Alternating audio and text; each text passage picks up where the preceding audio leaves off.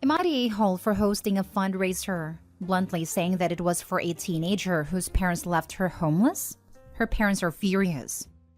My youngest daughter is a senior in high school. One of her best friends, Lily, just turned 18 as the school year was starting and her parents kicked her out of the house that same day. My daughter told me she was sleeping on different friends' couches and talking about dropping out to work a job. So my family took her in so she could finish school. I just can't imagine a parent kicking their kid out like that.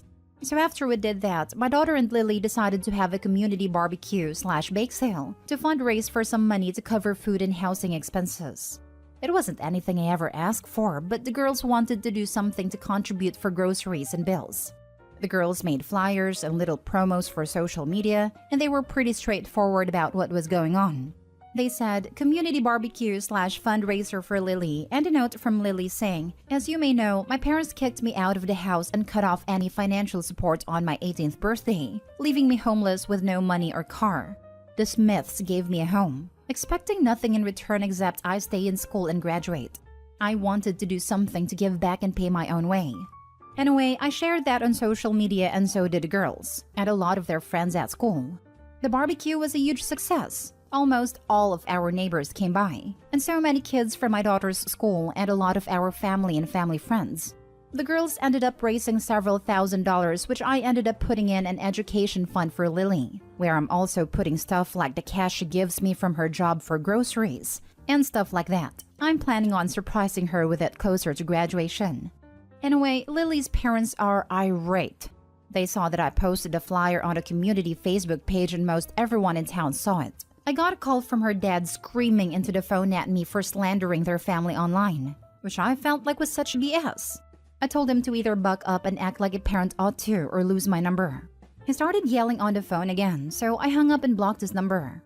Then I got a bunch of calls from another number. It was Lily's mom, getting angry at me about how I don't know what she and her husband have been through, and it was trashy of me to be begging the whole town for money for myself and acting like it was their fault. I was like, well, it was your fault. And she got so angry and said that she and her husband had given her daughter everything, and that she was ungrateful, which I feel is BS because they ain't even giving her a roof over her head. Am I the a-hole for letting my daughter and her friend who was kicked out at 18 host a fundraiser that was very blunt? Said it was to raise money after her family kicked her out? Now for the top comments. Not the a-hole. Frankly, that's just a horrible thing for a parent to do. If they don't want to get slandered, maybe don't kick your child out the instant they become an adult.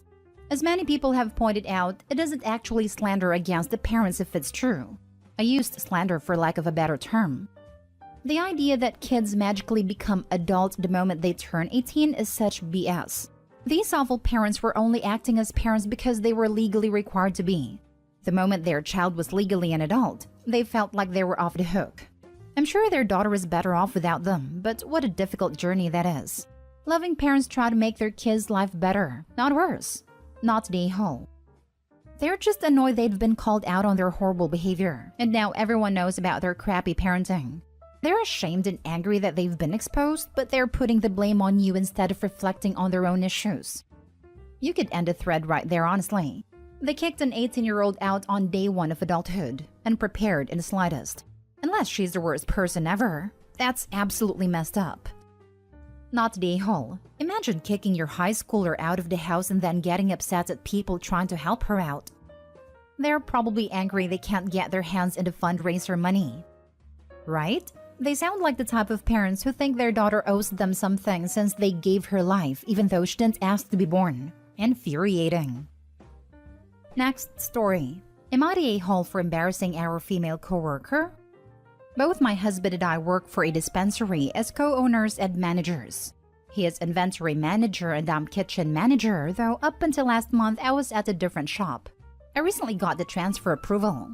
In our shop, we only employ 11 people, 3 women including me, and 8 men. One of the women is the owner's wife and she handles the finances while the other woman, Jen, handles the front end. Now, to be blunt here, Jen is a smoke show. Drop-dead gorgeous young lady, and to be blunt again, all the men here drool over her. Probably my husband included. I mean, even I drool over her, let's be honest. But she's also, I don't know how to put it. She runs through the men here. She has already dated or hooked up with 3 of them, and recently her eyes went to my husband. I'm used to this type of behavior because my husband is also a solid 10 on a bad day. But she also knows he is married, so there is definitely a disrespectful aspects of things there. However, she did not know that I was his wife until this morning. So my husband came to me yesterday and was like, "Listen, Jen has been trying to take breaks with me, and she often gets into my truck without asking whenever she sees me sitting outside, asking that I smoke her up and being flirty, as in touching his arms and legs type of thing." So I asked if he wanted me to handle it, and he said, "Please, but don't be rude about it."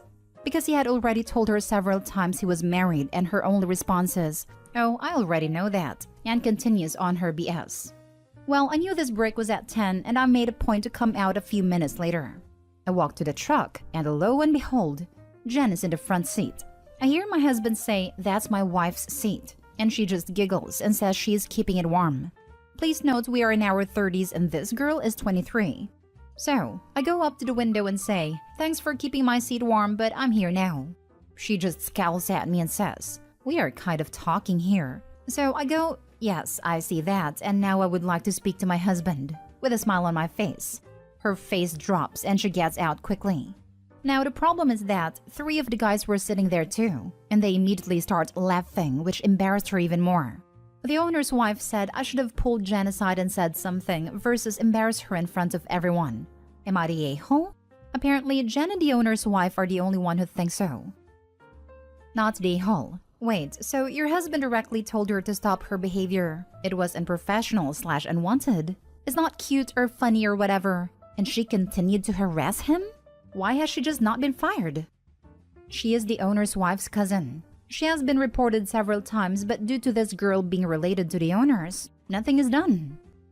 How many times has your husband had a documented meeting with HR about being harassed by this woman?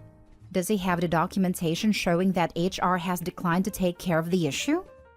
He personally has only reported it once, as it just recently started happening, and he does have the written statement he made to the owner's wife.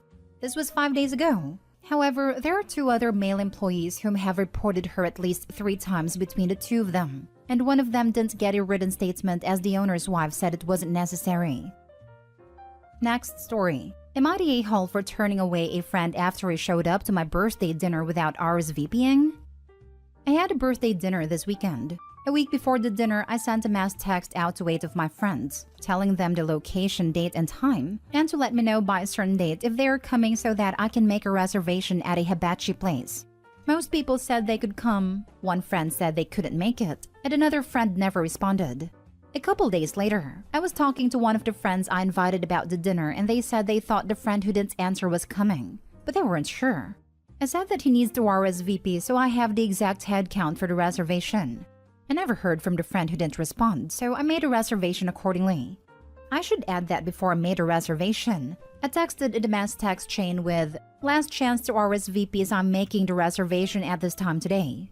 The day of my dinner, the friend who didn't respond showed up right as the hostess was asking for the name of the reservation. I told her that we had an extra person show up, and I apologized.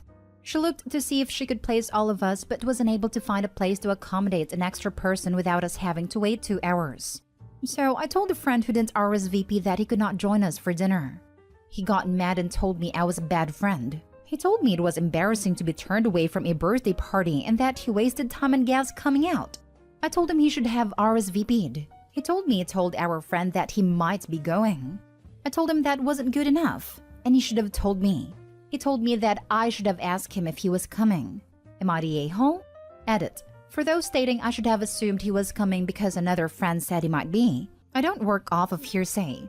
Especially since the friend who said this is known for saying lots of things that don't turn out to be true or turn out to not happen. I never take what they say seriously. Now for the top comments. He got mad and told me I was a bad friend, says the guy who didn't RSVP 2 times. He apparently told me he told our friend that he might be going. Even then, he was not sure if he was gonna come. He told me that I should have asked him if he was coming. What does this guy think an RSVP is? Does he want someone to take a paper slip with, "Will you come to my birthday dinner?" Tick yes or no? Someone like this is not a friend. Not the a-hole. Cut him off from your life. You don't need this toxic and manipulative embarrassment of a human being for a friend. He told someone who wasn't involved in making the reservation that he might be coming. He didn't even mention it to Opie. He clearly was just digging himself into a hole by blaming Opie and couldn't even see it. Nice friend. Actually, I'm thinking he was hedging his bets. He didn't know if he was going because he was waiting to see if he had any better options for them. He didn't, or his first choice fell through, so he just went with a backup option. Not day hole. He had 2 chances to RSVP. He ignored both. That's on him. Not day hole. You ask people to RSVP. He didn't. You didn't include him in the reservation. End of story. Telling another friend he might be coming is not an adequate RSVP. Or actually not an RSVP at all. I was like Opie's friend back in my 20s. Can't speak for the friend, but for me, I was really distracted all the time and unable to make a commitment. Until my friends let me know that my behavior was not okay. I just went along my merry way, being obtuse and rude but without ill intent. I'm not saying this to excuse Opie's friend, more to point out that Opie did exactly the right thing by drawing a line in the sand. Best case scenario is that Opie's friend is just flighty, and not a true fundamental a-hole, and he just needed a kick in the pants to shape up. Hopefully this will do the trick. Last story. Am I the a-hole for not paying for my stepbrother and sister-in-law's expenses after kicking them out? I, 29 female, was hosting a party for my mom and stepdad's wedding anniversary. I flew out my 3 step-siblings and their partners to all spend a week in my city, and then on the weekend we would have the party. I and my husband live in a pretty small flat, so there wasn't enough rooms for everyone to stay. So we offered for my stepbrother Mark and his partner Fran to stay on our yacht for the week. No one in our family likes Fran, because she's a militant social justice warrior and can't keep her opinions to herself, and she's always no general etiquette. So the week went on with Fran making out-of-pocket comments about our city and lifestyle, which was expected but still annoying. One night, me and my husband were attending a party and I didn't really fancy inviting Fran and Mark, but we did. And surprisingly everything was fine, though we didn't see them for most of the evening. We invited a few people back to our yacht for an after-party and of course Mark and Fran were there. Fran was quite intoxicated and started again making inappropriate comments that were making people feel a bit awkward. One of our friends was telling a story about how he did something funny that incurred a fine.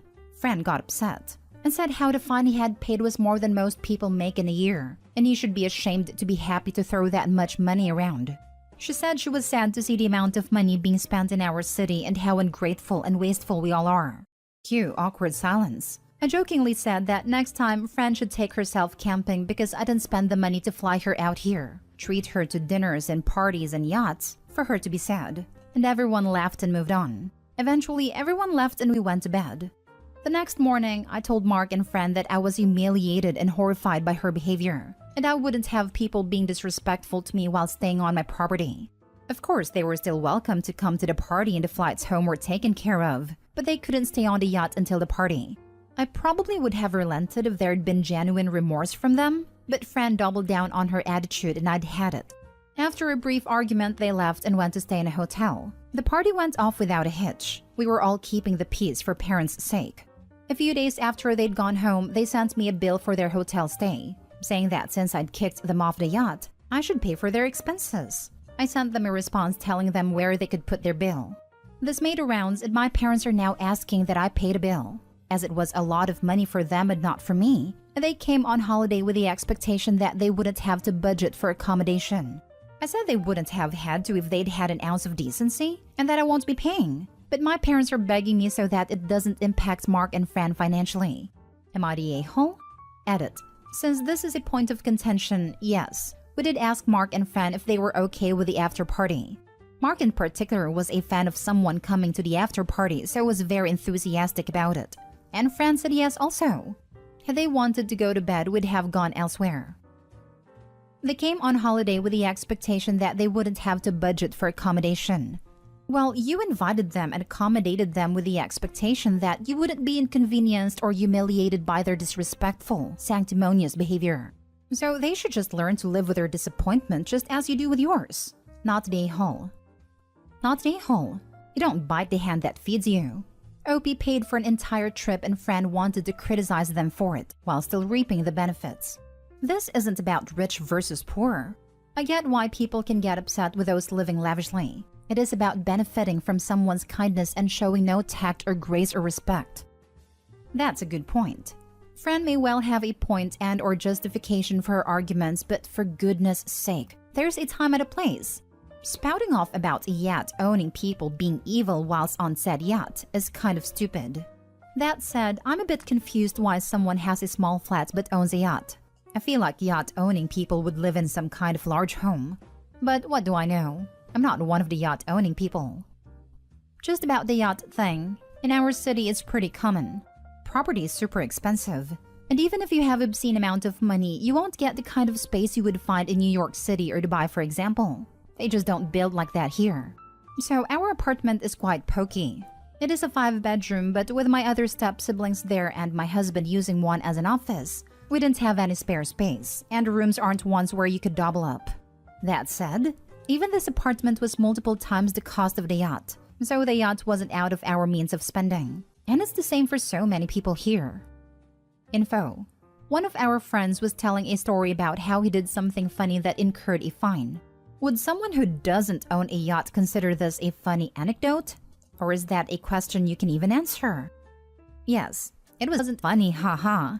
It was one of those things you look back on and go, yeah, that was funny in hindsight. And he told it humorously.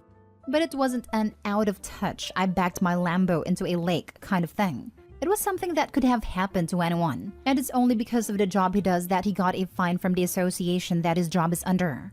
Other people do things like he did all the time.